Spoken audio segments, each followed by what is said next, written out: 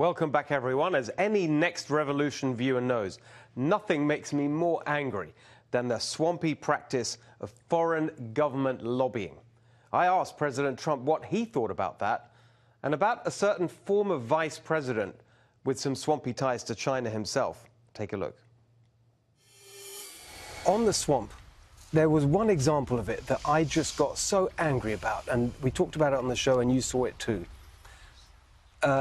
Obama's head of cybersecurity then becomes a lobbyist on cybersecurity for Huawei.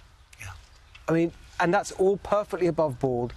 He declared it. There's nothing you can do about it. Don't you think that should just not be allowed, that you shouldn't be allowed to lobby for a foreign government in that I way? would be all for that. I think it should be a lifetime ban. You know, some people say 5 years. We're putting in for 5 years. But, you know, it's very hard because the same people that are working in government, they work in government and then they go and they take these unbelievable jobs. That happens with me, too. They're part of your campaign. All of a sudden, they're working with these big...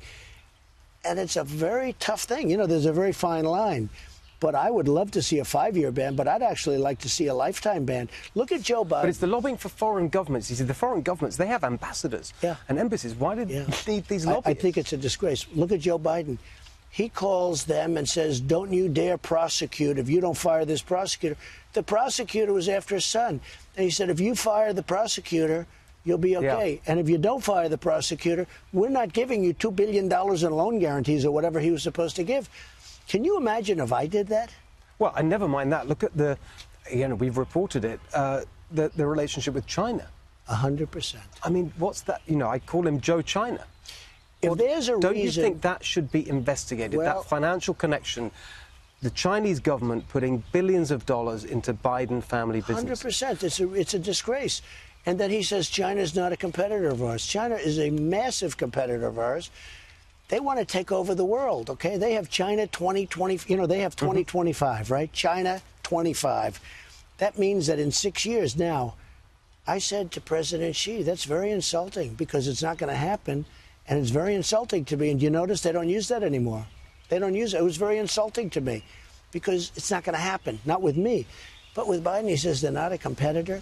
Then they take a lot of money from China. And I'll tell you what, if there's one reason outside of the normal reasons that the deal so far hasn't gone through, I think it will because they're getting killed with the tariffs. China's getting totally killed. I told you, companies are leaving massive amounts because of the tariffs. They're getting hurt badly. But if there's one reason that China, and you understand what I'm going to say, didn't make that deal, it's because they're hoping that in 16 months, Donald Trump will be defeated by any one of those Democrats, and they'll go back to making $500 billion a year. And I understand that. I mean, I could really, frankly, understand, because it's not going to happen with me. What we're doing to China, I saw somebody this morning on one of the shows, actually, who I've never been a big fan, said that this is the first time in 50 years that anybody from the West has ever taken on China.